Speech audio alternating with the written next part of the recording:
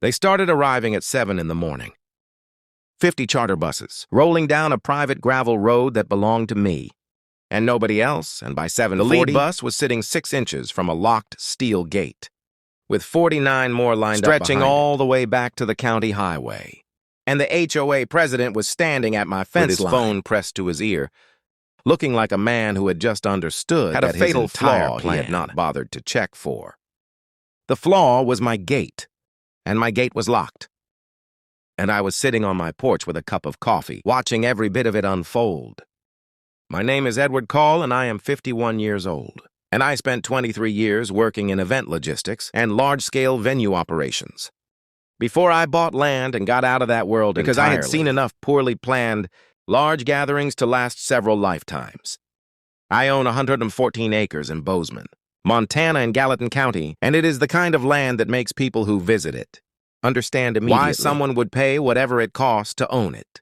Rolling grassland with a creek running through the lower section, and a tree line of lodgepole pine along and a view of the Bridger Range from my back porch that I have never once taken for granted in the 6 years I have lived here. I run a small cattle operation, and I lease the hayfields to a neighboring farmer, and I live quietly, and I like it that way. What I did not like was the Ridgemont Valley Community Association deciding that my land was the solution to a problem they had created. The Ridgemont Valley development sat on 340 acres east of my property, and it had been built in phases between 2015 and 2020, resulting in a community of 312 homes, organized around a central clubhouse and a network of maintained common areas that the HOA managed with what I will acknowledge was genuine professionalism. For the first 4 years of the community's existence, the board that ran it during those early years was composed of people who understood the difference between a residential community and running a personal fiefdom. And during that period, zero interactions with the association, because there was nothing to interact about. Then that board cycled out, and a man named Stuart Briggs ran for president and won. Stuart was 48 years old and had made a significant amount of money in commercial real estate development in Denver before relocating to Montana, with a particular enthusiasm of someone who has decided they are going to bring their metropolitan energy to a place that neither requested nor required it. He was compact and fast-moving, and had the quality of a man for whom every situation is primarily an opportunity to demonstrate his own capabilities. And he had looked at the Ridgemont Valley HOA and seen not a community governance responsibility, but a platform within his first year as president. He had expanded the annual community events budget by 300%, organized a summer festival that had received regional press coverage, and begun planning what he described at a board meeting that a resident later told me about. Is the signature that would put Ridgemont Valley on the map as a destination community. The signature event was an autumn heritage tour. The concept, as Stewart had apparently pitched it to the board, was a coordinated bus tour of the agricultural landscape surrounding the Ridgemont Valley development. That would take residents and their guests through the Gallatin County countryside, on a curated route showcasing working farms and ranch land and the natural beauty of the valley. He had engaged a tour operator out of Bozeman named Cascade Charter Services and contracted for 50 buses to accommodate what he projected would be approximately 2,500 participants, drawn from residents and an open community ticket sale. He had promoted through local media and the Ridgemont Valley social media accounts. What Stewart had not done was contact any of the landowners, whose property is passed through or across, or in one case, directly over in the form of a road that ran through private before land, connecting to a Forest Service access point he apparently intended to use as the tourist scenic highlight. That road was mine. 9/10 of a mile of gravel road, crossing my southern pasture that I had built myself in 2019 to access the Lower Creek section of my property. And that connected at its far end to a Forest Service trailhead through a gate that was on my land and that I had built and maintained at my own expense. I found out about the tour 11 days before it was scheduled to happen. And I found out not because Stewart had contacted me, but because a woman named Patricia Hensley, who lived in Ridgemont Valley and who had purchased a ticket to the tour, called me to ask whether I was excited about having so many visitors come through my property, because she had read the tour description on the HOA's event page, and it mentioned the scenic private ranch road crossing, with a photograph that was clearly taken from my southern pasture, looking toward the creek in the Bridger Range beyond it, and she thought it was wonderful that I had agreed to participate. I told Patricia I had not agreed to participate. and I had not been contacted, and I asked her to send me the event page link, which she did within minutes. And I sat at my kitchen table and read the entire tour description twice and looked at the photograph of my land that Stewart had apparently taken from somewhere along my fence line and used in his promotional materials without asking me. And I felt a particular cold clarity that comes when you understand a situation completely and know exactly what you are going to do about it. I called an attorney named Renata Shaw, who practiced property and land use law in Bowman, and who I had worked with when I purchased the property. I described the situation and sent her the event page link, and she called me back within the hour. She told me the situation was straightforward and entirely in my favor because my road was private and Stewart had no right of access to it, and the Forest Service gate at the end of my road was on my land and under my control, and that advertising a tour route across private without property, the owner's consent, was not only legally indefensible, but potentially exposed the HOA to significant liability if anything went wrong during the event involving participants on my land. She asked me how I wanted to handle it, and I told her I had two approaches in mind and wanted her opinion on both of them. The first approach was to send a cease and desist immediately, demanding the tour route be changed and the promotional materials referencing my property be removed. The second approach was to say nothing and let the event proceed to the point where 50 buses arrived at my lock gate, and then deal with it from a position of complete, documented clarity about what had happened and why.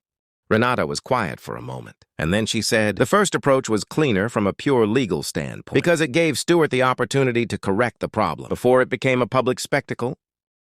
I told her I understood that, and I also told her that I had spent 11 days' worth of thought in the past 90 seconds, and that the reason I was leaning toward the second approach was not pity satisfaction, but something more specific, which was that a man who had taken a photograph of my land from my fence line without permission and used it in commercial promotional materials and routed 50 buses across my property without a single phone call was a man who needed to understand the consequences of that kind of assumption in a way that a cease and desist letter delivered 11 days before the event might not fully communicate.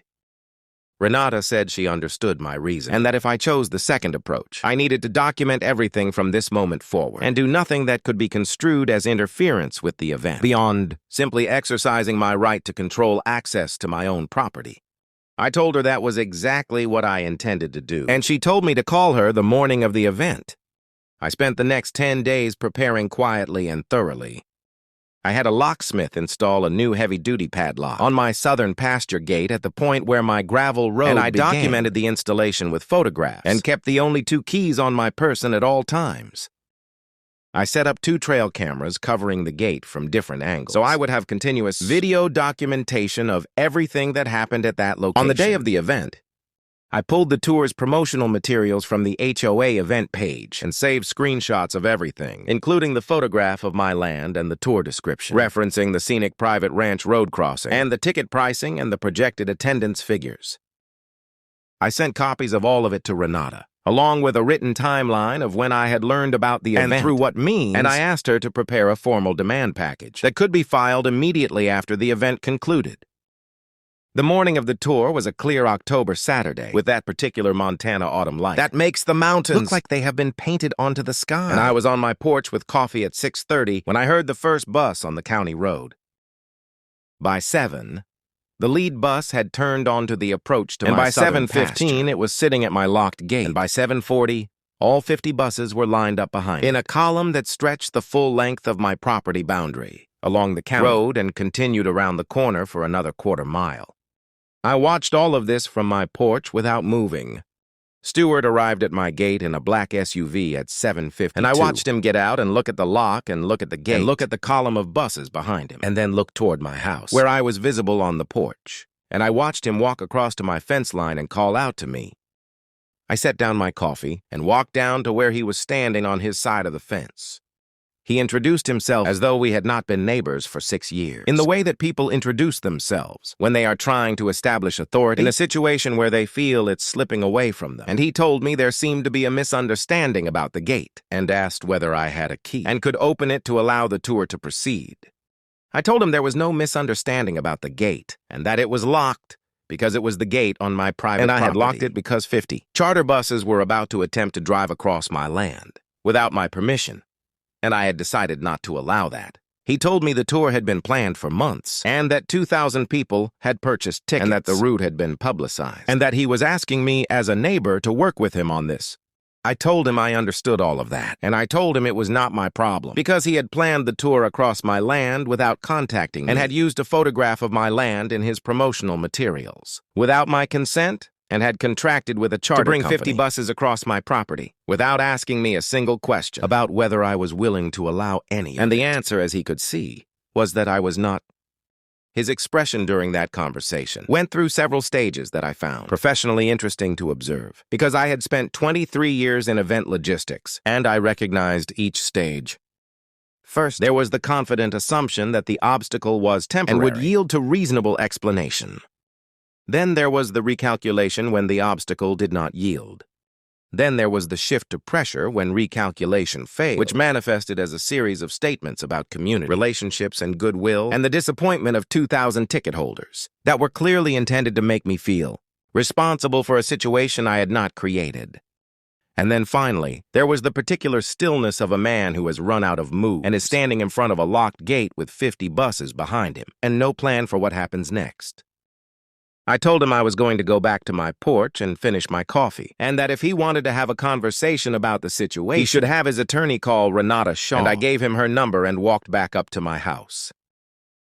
What happened over the next 4 hours on that county road, I observed from my porch, and from the trail camera footage I reviewed later, and it was a masterclass in the consequences of large-scale event planning.